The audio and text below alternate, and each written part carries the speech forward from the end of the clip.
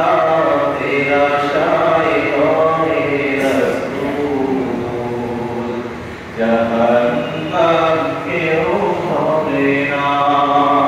अल्हम्दुलिल्लाह अल्लाह ताला दरबार शुक्रिया জ্ঞাপন করি যে উনি আমাদেরকে পবিত্র জুমার মসজিদে আসার মতো প্রসাদ তৌফিক দান করেছেন।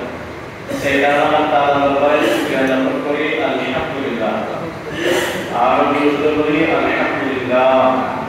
লক্ষ্মী দুরুদ আর সালাম ইনশাআল্লাহ আলাইহি ইনশাআল্লাহ মুক্তির বিষয় সাইয়্যিদুল মুরসালিন খাতামুন নবিয়্যিন শাফিউল মুজনিবিন রাহমাতুল আলামিন হযরত মুহাম্মদ সাল্লাল্লাহু আলাইহি ওয়াসাল্লাম।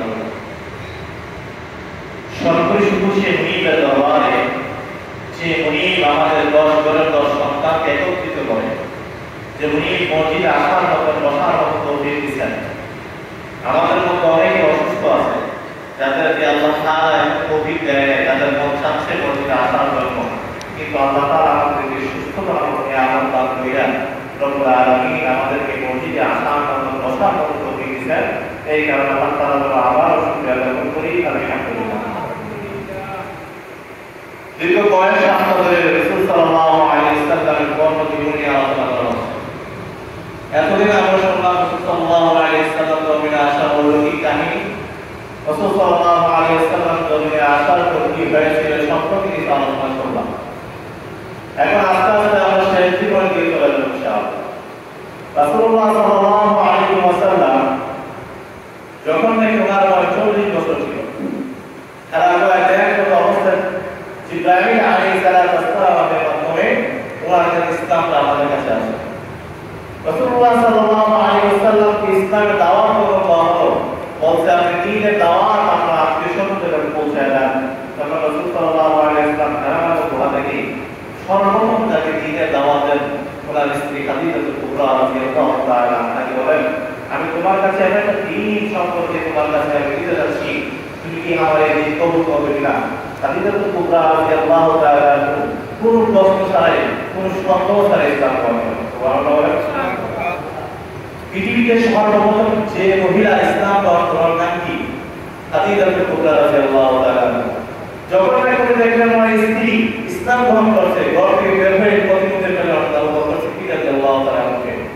আবু বকর সিদ্দিককে যখন বলল, আমি তোমাকে একটা দ্বীন সম্পর্কে বলতে চাই, তুমি কি আমার দ্বীনটা গ্রহণ করবে কিনা? আবু বকর যখন বলল, সাথে সাথে আবু বকর রাদিয়াল্লাহু তাআলা বলেন, লা ইলাহা ইল্লাল্লাহ মুহাম্মাদুর রাসূলুল্লাহ সাল্লাল্লাহু আলাইহি ওয়াসাল্লাম। সাথে সাথে আবু বকর রাদিয়াল্লাহু তাআলা ইসলাম গ্রহণ করেন। এরপর যুবকদের মধ্যে হযরত আলী রাদিয়াল্লাহু তাআলার সাথে সাক্ষাৎ হওয়ার পরেই হযরত আলী রাদিয়াল্লাহু তাআলা ইসলাম গ্রহণ করেন।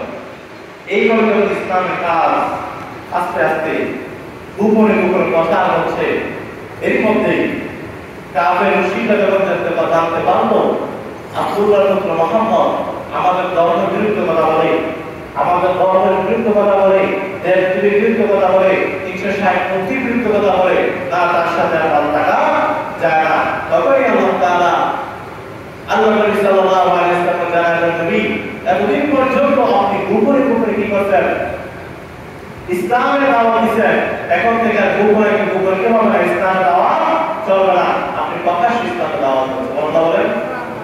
রাসূল সাল্লাল্লাহু আলাইহি ওয়াসাল্লাম যখন ইসলামের দাওয়াত দেন, কাফের মুশরিকরা একটু নির্যাতন করছে, যেগুলো ভাষায় বলা যাবে না। রাসূল সাল্লাল্লাহু আলাইহি ওয়াসাল্লাম যখন সাজদার অবস্থায় ছিলেন, নামাজে সাজদার অবস্থায় ছিলেন, তখন আবু জাহেল উঠে রাসূল সাল্লাল্লাহু আলাইহি ওয়াসাল্লামের মাথার উপরে এই হচ্ছে রাসূল সাল্লাল্লাহু আলাইহি ওয়াসাল্লামের নির্যাতন। শুধু তাই নয়, ইসলাম প্রচার করতে গিয়ে রাসূল সাল্লাল্লাহু আলাইহি ওয়াসাল্লামের আপন চাচা আবু লাহাব পর্যন্ত নিহত হয়ে গেল। আবু লাহাব যখন রাসূল সাল্লাল্লাহু আলাইহি ওয়াসাল্লাম বলেন, আমি তোমাকে দ্বীন সম্পর্কে দাওয়াত দেই, আবু লাহাব বললেন, তাবতাকালি হাযা জামানা ইয়া মুহাম্মদ, এই মুহাম্মদ তুমি আমাদেরকে একত্রিত করতে দ্বীন প্রচারের জন্য ধ্বংস হও, তুমি ধ্বংস হয়ে যাও, আজকে পর্যন্ত তুমি আমার বাচ্চারা তোমাকে কেন্দ্র করে হিসাবে কবর করলাম। আল্লাহ তাআলা সাথে সাথে আয়াত নাযিল করেন, তাক্কাতিয়ালা আবিলা সুওদা মা আমনা আনহু ফাআলু ওয়া মা কাযা। আল্লাহ বলেন, নবী এই আবু লাহাব আপনাকে বলতে আপনি ধ্বংস, আমি আল্লাহ নিজে ঘোষণা দিলাম আবু লাহাব ধ্বংস, তার পরিবার ধ্বংস, তার পুত্র সন্তান ধ্বংস, তার স্ত্রী সব ধ্বংস।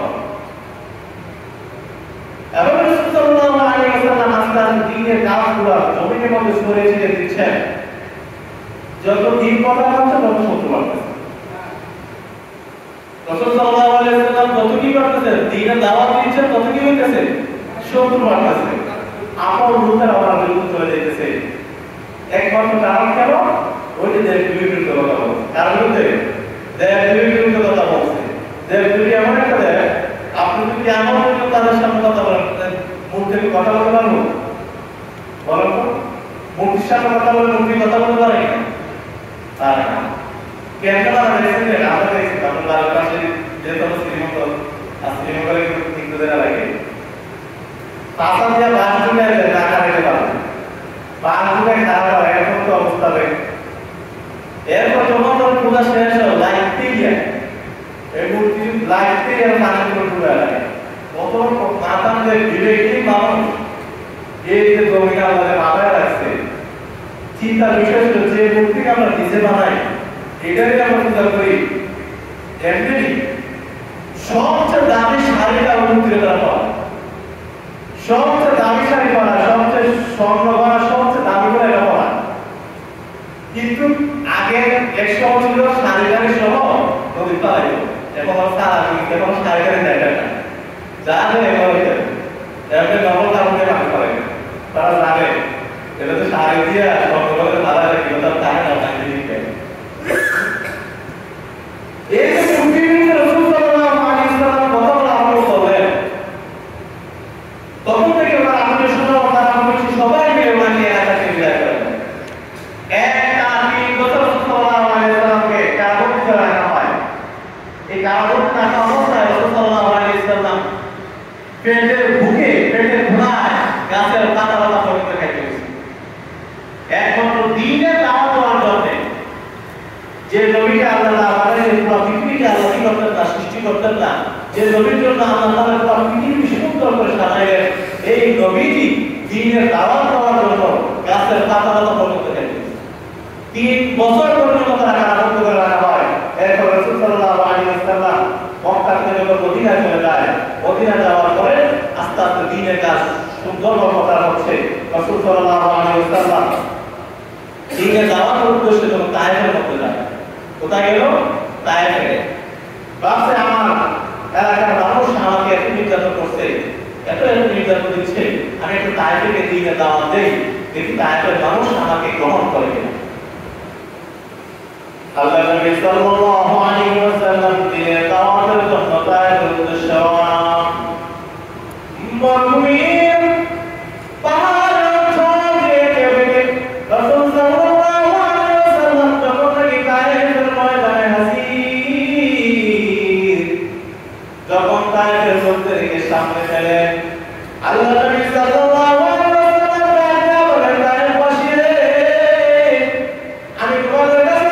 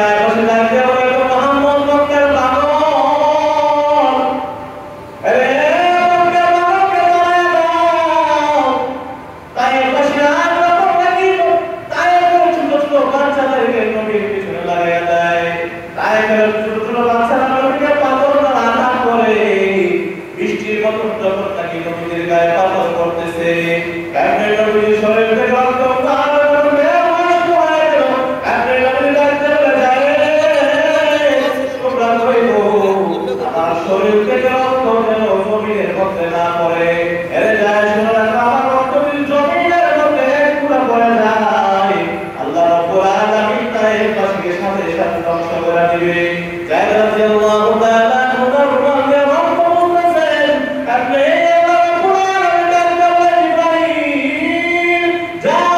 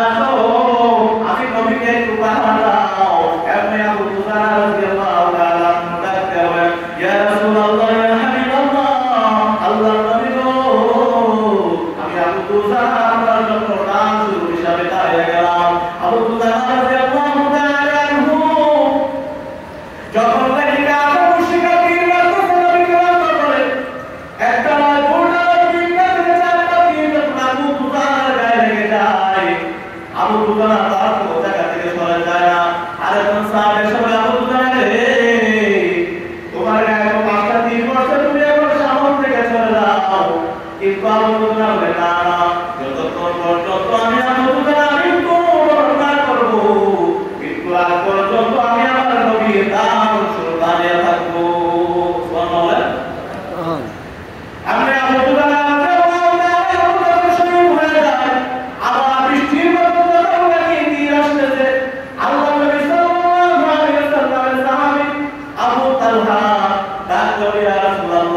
আপনার সাহাবী আবু বকর শহীদ হয়েছে তো কি হয়েছে?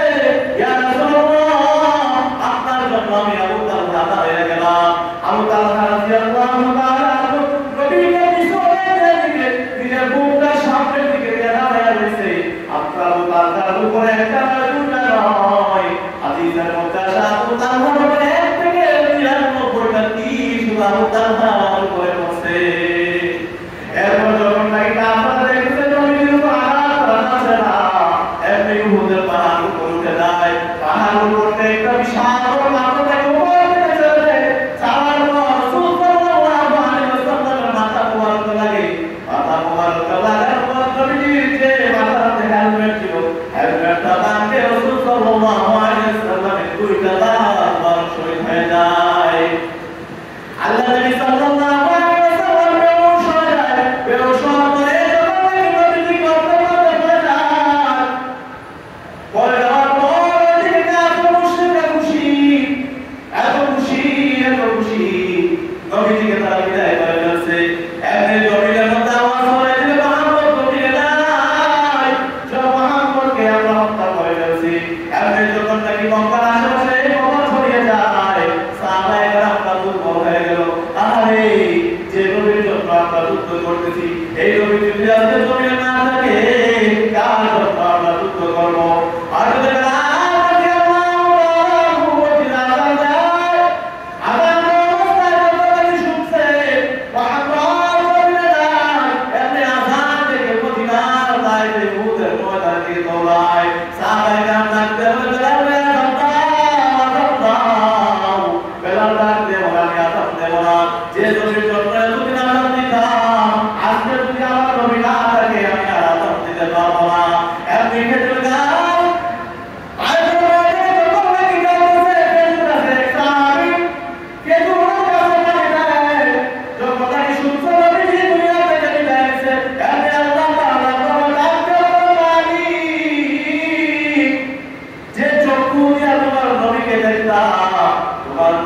জমিনে না থাকে, তাহলে আমার চক্ষু তুমি বন্ধ করে দাও।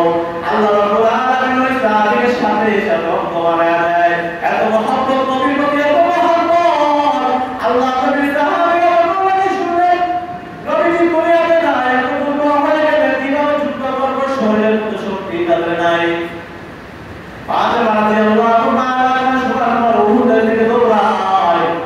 এক মহিলা দৌড়াইতেছে, দৌড়াইতেছে। সাহাবায়ে কেরাম ডাকতে বললেন, মহিলা গো, তুমি কেন দৌড়াও? তোমার তো স্বামী ইন্তেকাল করছে, স্বামী তো শহীদ হয়ে গেছে। মহিলা কিছুই বললেন না, আর একটু সামনে দাঁড়ায়, স্বামী আসছে, মহিলা তুমি কেন দৌড়াও? তোমার সন্তান আসছে, তোমার সন্তান তো শহীদ হয়ে গেছে। মহিলা নামে না, এরপর দৌড়াইতেছে, দৌড়াইতেছে। একটু যাওয়ার পর আপনার স্বামী ডাকতে, মহিলা গো, তুমি কেন দৌড়াও? তোমার শ্বশুর ইন্তেকাল করেছে। এমনি মহিলা ডাকতে, আমরা প্রতিমধ্যে শুনলাম আমার স্বামী শহীদ হয়েছে, প্রতিমধ্যে শুনলাম আমার সন্তান শহীদ হয়ে গেছে, প্রতিমধ্যে শুনলাম আমার শ্বশুর শহীদ হয়ে গেছে। এ সাহাবীরা, আমার শ্বশুর শহীদ হোক, আমার সন্তান শহীদ হোক, আমার স্বামী শহীদ হোক, আমার কোনো আফসোস নাই। তোমরা বলো, মদিনাওয়ালা নবী এখনো জিন্দা আছে কিনা? এত মহব্বত নবীর প্রতি, এত মহব্বত। রাসূল সাল্লাল্লাহু আলাইহি ওয়াসাল্লাম যখন নাকি গল্প করতে পারলেন, মাথা যখন হুঁশ আসার পরে তালহা রাদিয়াল্লাহু তাআলা বলতে বললেন, আমাকে একটু তুলো। ওই বলতে দিল, পাগল নবীজি যখন নাকি উহুদের একটা পাথরের মধ্যে বসবে, এত দুর্বল নবী ছিলেন, কেমনে বলবেন যে আবু তালহাকে একেবারে জুতার শক্ত করে দেওয়া পর্যন্ত লাগছে। ওই আবু তালহা ডাকতে বলল, নবী গো, আপনি আমার পিঠের মধ্যে বাঁধে ওই পাহাড় পাথর উঠে যান। আল্লাহ নবী সাল্লাল্লাহু আলাইহি ওয়াসাল্লাম তালহাকে বললেন, পাথর উঠে যাবে, সাহাবীরা আমি এখন জিন্দা আছি। যখন নবী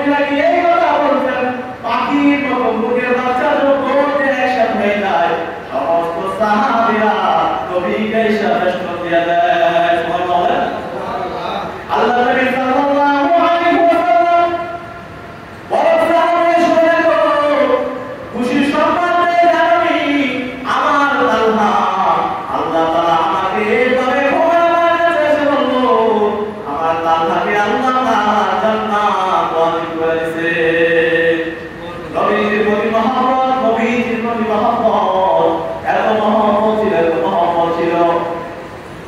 বাসর রাত থেকে হানজালা রাদিয়াল্লাহু তাআলা খবর পায় হুজুর ওয়াজিব করে নাই।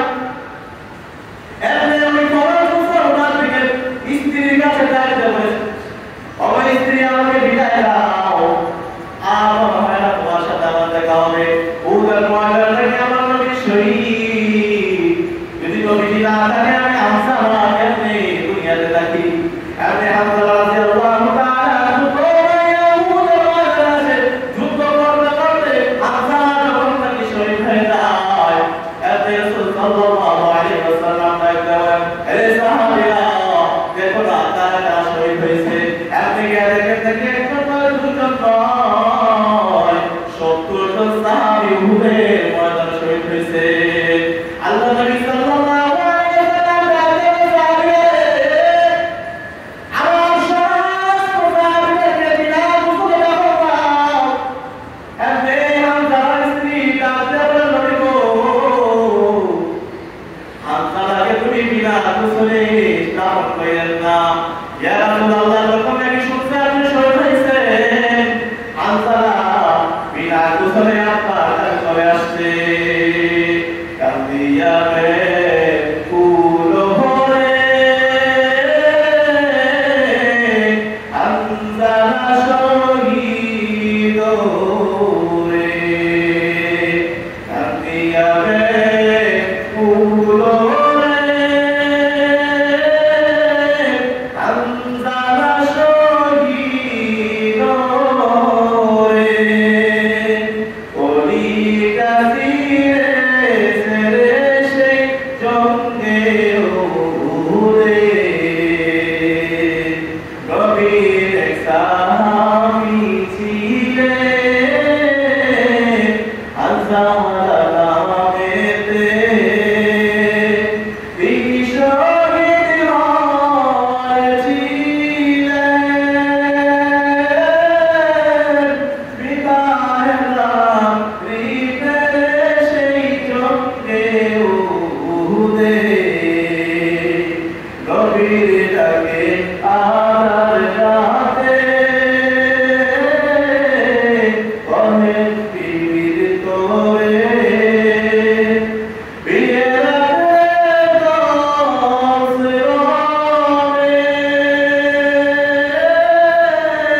বিদায় দেওয়া পারে যাব জঙ্গে উহুদে।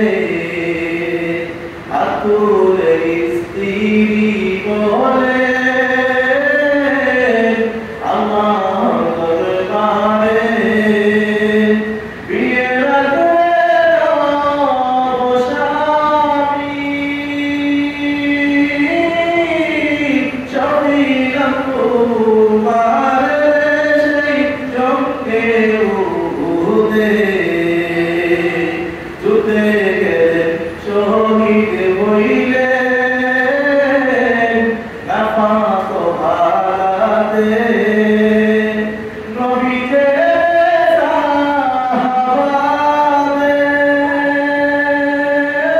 সাহাবাদের বলেন কুশল দিতে সেই জঙ্গে উহুদে। এমনি করি আমার নবীজি পাইলে শুনিতে, হামজালার মুসল হইবে ফেরেশতাদের হাতে জান্নাতের পাইবে। আল্লাহু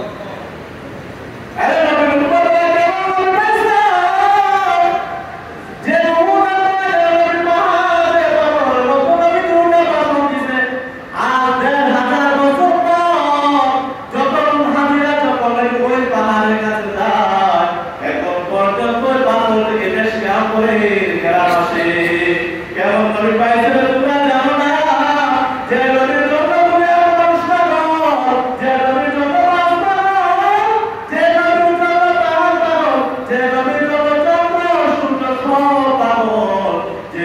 চন্দ্র সমস্ত নবীরা পাগল। আল্লাহ তাআলা জানায় দেন হে উম্মতের দল, নবীরা আমি মাওলার পাগল আর আমি মাওলায় মুহাম্মদের পাগল। এমন একজন নবীর উম্মত হওয়ার পরে আমরা খুশি না জানো?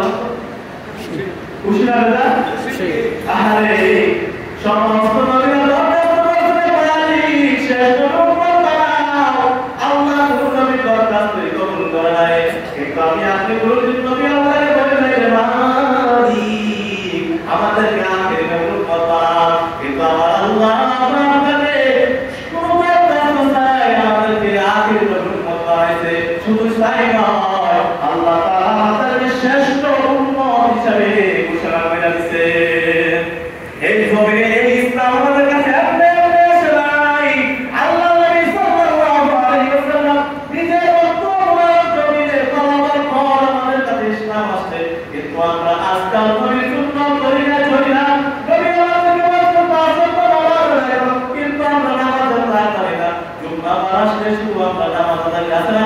একজন মুসল্লি হচ্ছে কি সাপ্তাহিক, আরেকজন মাসিক, আর দুই ঈদে দুইবার, ঠিক আছে? আচ্ছা বলো তো, দুই ঈদে আমরা নামাজ আদায় করি, এই নামাজ তুলিস না অক্টের নামাজ তুলিস, অক্টের নামাজ করা কিন্তু বাঙালি কোনো সারা দুই ঈদের নামাজটা বাকি নামাজ পড়া। আবার কি কথা আপনি এই জুমাবার কাছে নামাজের দিন, আজকে যদি নামাজের দিন হয় আগের দিন দুই ঈদে জুমাবারকে নামাজের দিন, জুমাবারকে নামাজের দিন তার সব দিন নামাজের পাঁচ ওয়াক্ত নামাজ যখন পড়া জুমার নামাজ পড়া করো। বাঙালি হচ্ছে সারা কিছু বুঝে না, বুঝবো কিছু নিচে যাওয়ার পরে, ঠিক না? আল্লাহ তাআলা আমাদের সবাই বুঝার তৌফিক দান করেন। আমিন।